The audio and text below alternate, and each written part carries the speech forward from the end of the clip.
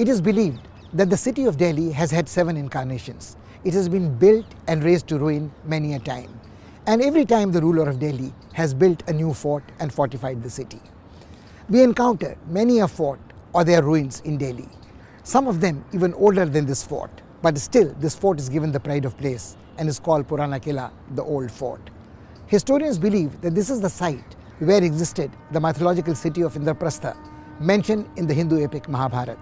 Recent excavations carried out in the fort have reinforced this belief.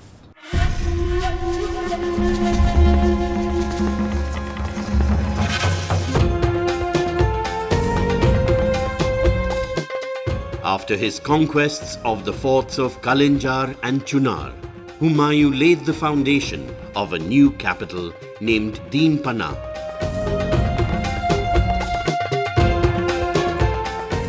Historians believe that he began work at a site where the ruins of the old fort sprawl today.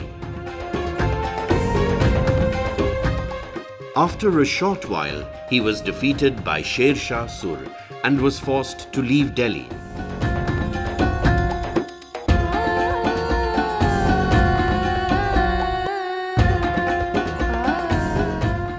It is said that the victor demolished all the buildings erected by Humayun and initiated work on a new, reinforced fort. Ironically, before the fort could be completed, Sher Shah died and the construction of the citadel was completed by Humayun.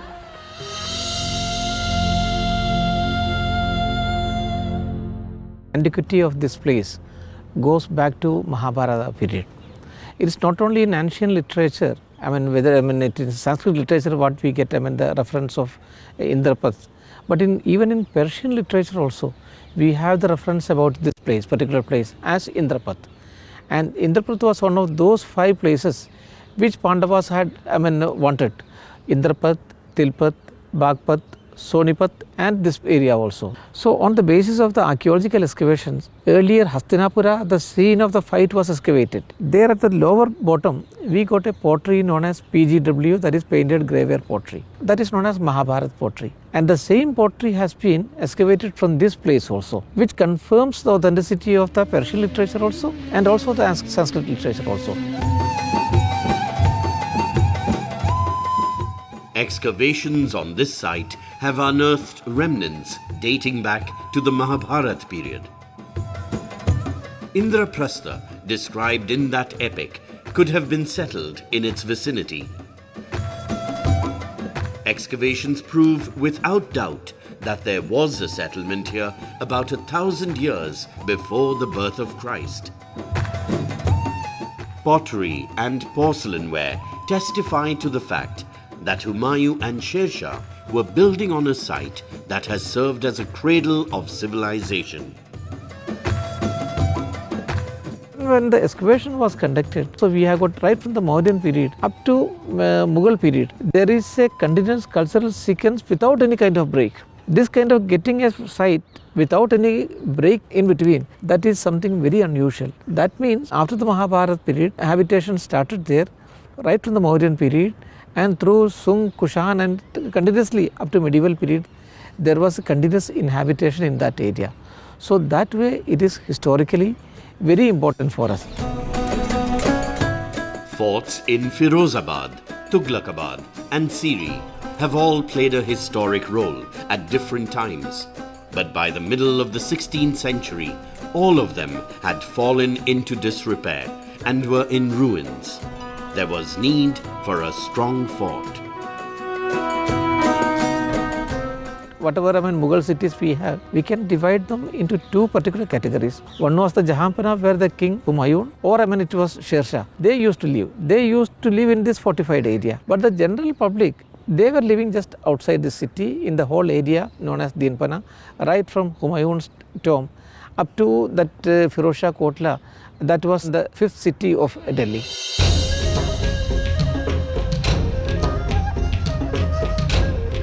The city of Siri, built by Alauddin Khilji, is completely ruined.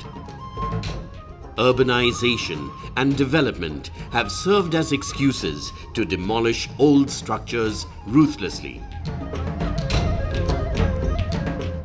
ugly buildings have mushroomed to replace them.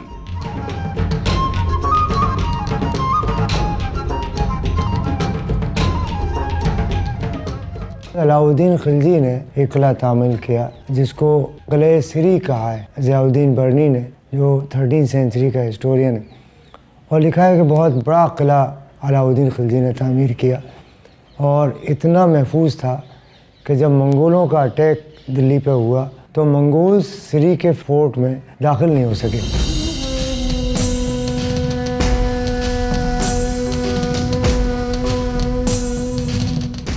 Tughlaqabad Fort was the first time during the Sultanate that an attempt was made to fortify an entire city. It is reasonable to assume that this inspired the builders of Purana Quila to commission a citadel more grand and stronger.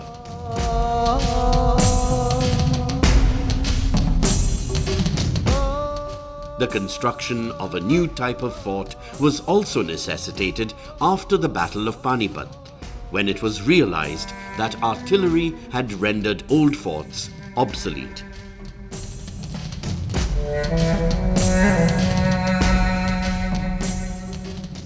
Medieval period में central Asia और दूसरी जगहों पे भी हमें fortified towns की tradition मिलती है।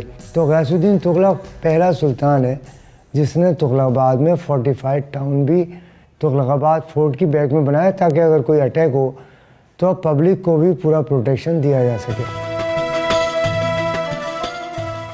The fort at Firozshah Kotla is totally ruined and only rubble remains. No trace remains of the city of Firozabad that was supposed to commemorate its builder. Only the Ashokan pillar can be seen from a distance.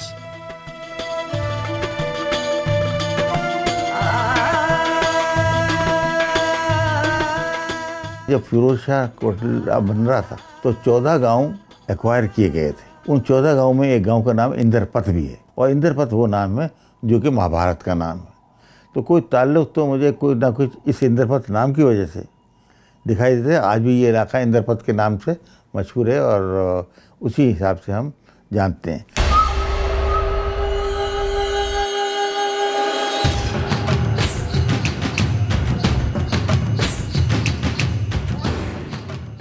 A 20-meter tall and 15-meter thick wall made of stone and rubble protects Purana Quila.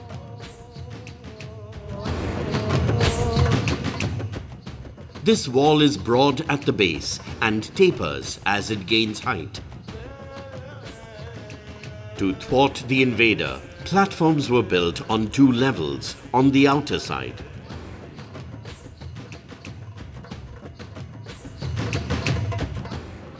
The fort was built on the banks of the river Yamuna, and its water was brought through deep canals to fill the moat that surrounded it.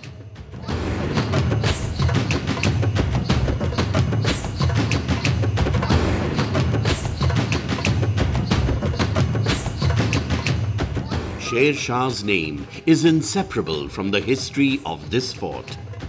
The Afghan had started his life as an ordinary foot soldier and rose through the ranks to the top through sheer merit and matchless grit. He never lost touch with reality and empathized with the joys and sorrows of the commoners he ruled. His simplicity and Spartan taste is discernible everywhere in this majestic fort. उसका भी एक ख्वाब ये था कि वो भी एक बड़ा हिंदुस्तान बनाए और ये जो छोटे छोटे टुकड़े हैं हिंदुस्तान के इनको ख़त्म कर दे। अब तक जो डिपेंडेंस थी मुल्क की या सल्तनत की वो एग्रीकल्चर इकोनॉमी पे थी। उसने दूसरा ऑप्शन ट्रेड का तलाश किया और उसके लिए उसने रोड्स बनाने की कोशिश की और जो ग्रैंड ट्रंक रोड उसने बनाई। इकोनॉमी का डेवलपमेंट का दूसरा ज़रिया जो है वो ट्रेड है। ये उसके फारसाइटेडनेस की दलील है, इसलिए कि अब तक किसी भी सुल्तान ने इस तरफ तवज्जो नहीं दी और यही पिकअप किया। फिर अकबर ने के जो रेवेन्यू एडमिनिस्ट्रेशन है उसको स्ट्रॉन्ग किया और फिर ट्रेड को स्ट्रॉन्ग किया। Sher Shah was the first and last ruler to reside in this fort and rule a sprawling empire from this place. He built the arterial highway that joins Patna with Peshawar. He improved transport and implemented land reforms. He was an able administrator and rooted out feudal corruption to a large extent. Sher Shah historically revived the Afghan rule in India. His rule can be termed as the second Afghan rule, the first Afghan rule being that of the Lodhis. And that's why he is praised by many Afghan historians or historians of Afghan orientation, that he was the one who revived the glory of the Afghan Sultanate. Sher Shah Gate is built away from other entrances near the Heron Mosque.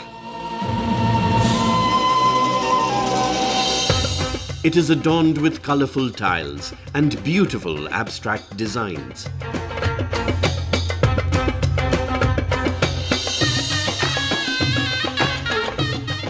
Hindu and Islamic motifs have been used together for its decoration.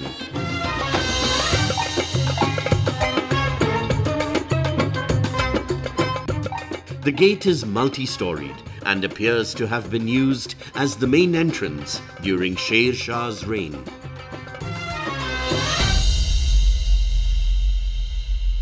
जो सूर architecture है उसमें भी reference है, refinement नहीं है सूर architecture में, इसलिए कि वो भी शेर शाह सूरी की जो पूरी पर्सनैलिटी है उसको रिफ्लेक्ट कर रहा है.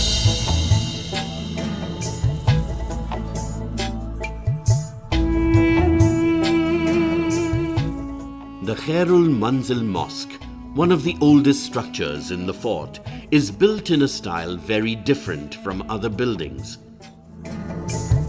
Its name translates as the best building. This, it is believed, was commissioned by the foster mother of Akbar.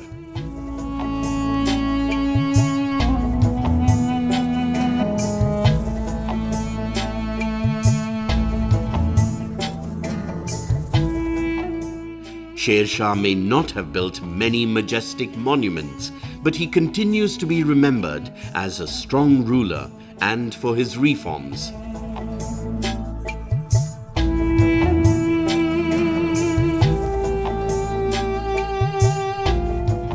Come time में जो इमारतें बनी उसका सीमेंटिंग मटेरियल ज़्यादा स्ट्रॉन्ग नहीं था, तो ये उस पीरियड की पॉलिटिकल और एकेडमिक कंडीशन को रिफ्लेक्ट करता है कि Sher Shah consolidation of the empire और जो उसके लोकल चीफ्टेंस है और उनसे जो झगड़े चल रहे हैं वो आर्किटेक्चर से रिफ्लेक्ट हो रहा है कि वो पूरा कंसंट्रेट नहीं कर पा रहा.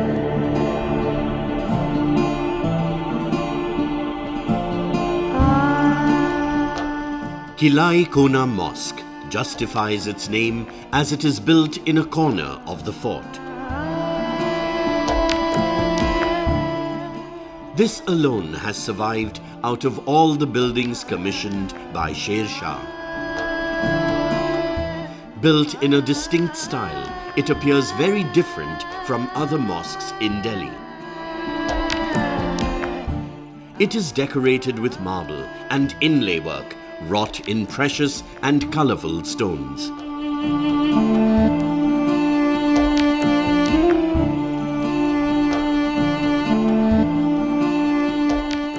There is a balcony and beautifully decorated arches and minarets.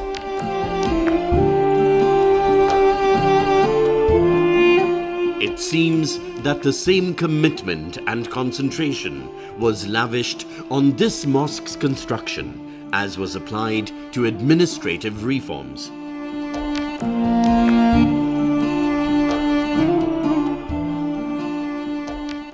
In a short span of time, something like 4 to 5 years, he was able to introduce a whole range of institutions and policies which served as a blueprint for Mughal administration. And Abul Fazl, who is the official historian of Akbar and his empire, always acknowledges, even though he doesn't call him Sher Shah, calls him Sher Khan, acknowledges that this was a measure or this was a policy which was first started by Sher Shah, and His Majesty has inherited this and of course perfected this.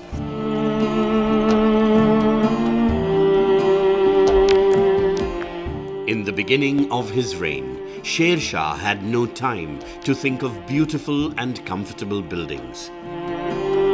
When he found a few moments of leisure, he built the Qila Mosque.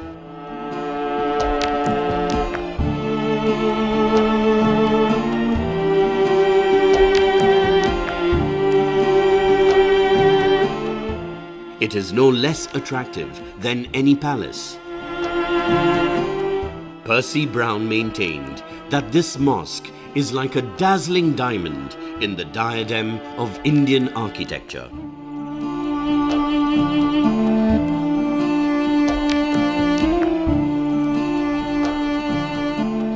As one stands inside this mosque, one cannot but be impressed by the grand unifying vision of Sher Shah, a vision that encompassed great diversity.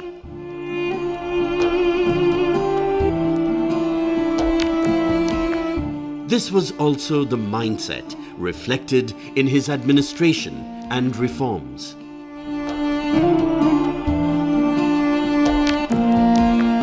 He was able to create a confederacy of disparate Afghan tribes and clans, and through shrewd measures, acquiring one fort after another, and slowly and gradually he built a very formidable force which could match the strength of the Mughal army, and was able to defeat Humayun and establish his regime in 1540.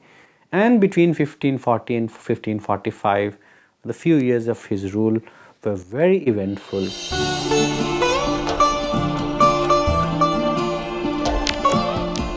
The upper stories of the mosque give the distinct impression that we are in a Hindu temple.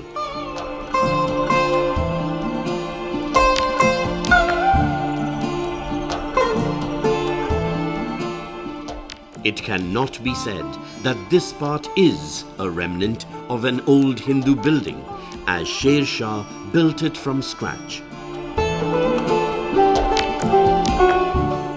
It is reasonable to suggest that it was Sher Shah who first patronized a harmonious Hindu-Islamic blend in architecture that was later adopted and refined by Akbar. Memories linger on in this old fort of Delhi of the unfortunate Mughal Emperor Humayun. Humayun inherited the Mughal Empire after the death of his father Babur, but he was not destined to reign in peace. Sher Shah Sur, an Afghan soldier of fortune, defeated him and chased him out of Delhi. Humayun could return to Delhi and reclaim his heritage only after Sher Shah died. But poor man was not destined to live in peace or in happiness. He spent the remaining days here in the library here, reading his books, fond of him. Unfortunately, one evening at dusk, he tumbled on the stairs, broke his neck and died. It has been aptly observed by the English historian Vincent Smith. Unfortunate Humayun tumbled all through his life and tumbled out of it.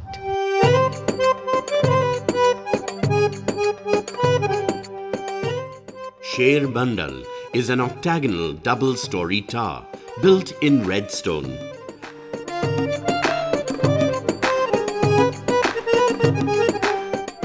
White stone inlay work has been used to create abstract designs against the red background. Legend has it that Sher Shah built it as a venue for his amusement. Later, it was used as a library by Humayun. Delhi में किलों की कमी नहीं थी जब हुमायूं आया। सलीमगढ़ का किला मौजूद था, फिरोज शाह कोटला मौजूद था, दौलताबाद का किला मौजूद था। तो ये सब की मौजूदगी में फिर एक किला बनाना कोई तुक नज़र नहीं आती थी, लेकिन क्योंकि हर बादशाह अपनी शान चाहता है ताकि लोग उसको उन किलों के ज़रिए, उन महलों के ज़रिए याद रखें, इसलिए इसकी तामीर हुई। एक दफ़ा तामीर हो गई तो चंद बरस हुमायूं के इसी में रहा। जब अर्ली पीरियड था अकबर का, तब भी यही किला इस्तेमाल होता रहा है।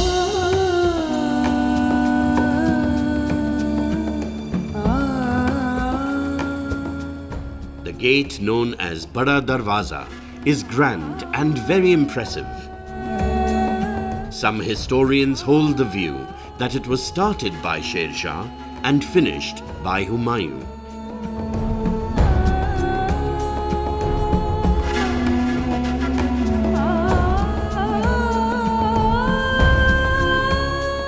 Sentries perched atop this gate could scan the horizon for any emerging threat.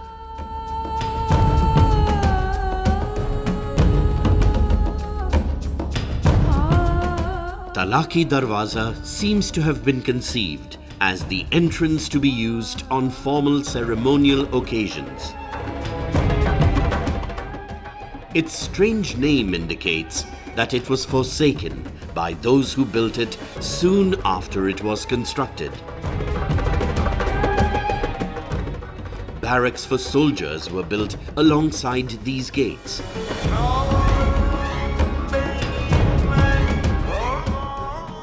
The ruined Humayun Darwaza that remains closed nowadays faces the zoo. Many other buildings had come up outside the ramparts in Humayun's time. तारीखी तौर पर इसको बहुत इस्तेमाल नहीं किया, लेकिन आसपास आबादी इसकी बड़ी कायम हो गई थी। जब अकबर की हुकूमत कायम हुई, हुमायूं वापस आया, तो उनकी बेगमात और एजुकेशन इंस्टीट्यूशन ये सब इसी इलाके में बन गए। और फिर हज़रत निज़ामुद्दीन भी दूर नहीं थे, वो भी पास थे। हज़रत निज़ामुद्दीन की वजह से इस इलाके की समाजी हैसियत तो बहुत थी, लेकिन इसकी सियासी हैसियत बिल्कुल नहीं थी।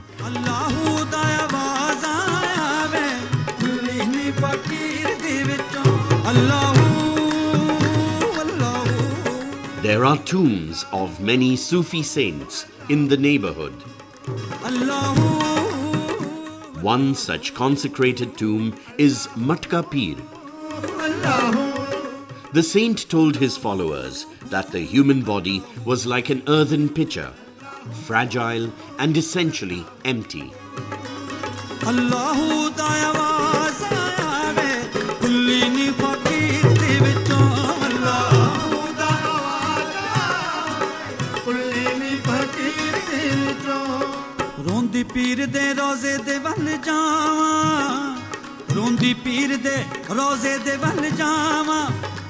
The devout who come here, praying for fulfillment of their petitions, leave behind a matka or earthen pitcher in gratitude.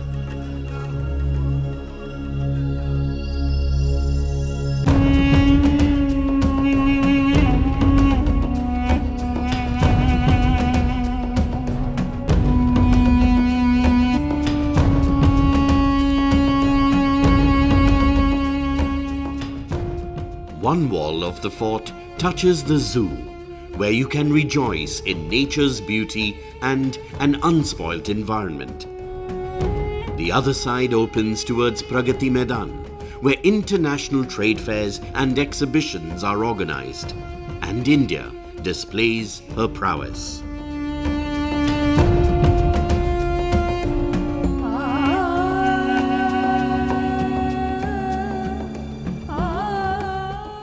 Purana Quila is not a ruined monument. It is a living metaphor. A bridge that spans two worlds. One ancient and medieval, and the other ultra-modern.